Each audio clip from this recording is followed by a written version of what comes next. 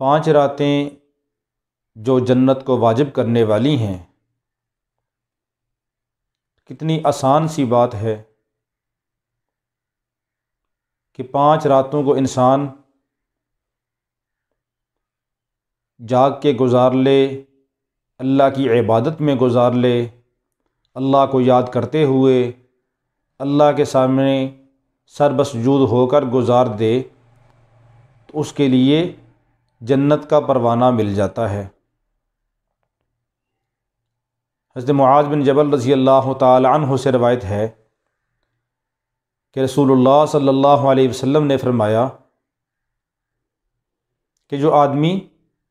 5 راتوں کو زندہ رکھے، یعنی ان 5 راتوں میں اللہ کی عبادت کرے، اللہ کو یاد کرے، تو اس کے لیے جنت واجب ہو جاتی ہے۔ ان میں سب سے پہلی رات کہ 15 شعبان کی رات، کہ جو آدمی 15 شعبان کی رات کو عبادت کرے اس کے لیے جنت واجب۔ اور دوسری رات عید الفطر کی رات، رمضان ختم ہو گیا، عید کا چاند نظر آ گیا، تو اس رات میں جب ہر طرف گہما گہمی ہوتی ہے، لوگ عید کی خوشیوں میں اتنے لگے ہوتے ہیں کہ اس رات کے اندر عبادت کرنا مشکل ہو جاتا ہے،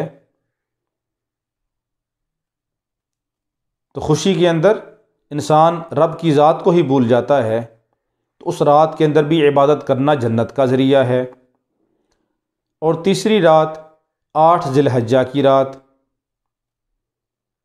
اور چوتھی 9 ذی الحجہ کی رات، اور 5ویں 10 ذی الحجہ کی رات۔ یہ 5 راتیں جو آدمی عبادت کے ذریعے زندہ رکھے گا، اللہ کے نبی صلی اللہ علیہ وسلم فرما رہے ہیں کہ اس کے لیے جنت واجب ہے، تو ہمیں بھی اس کا اہتمام کرنا چاہیے۔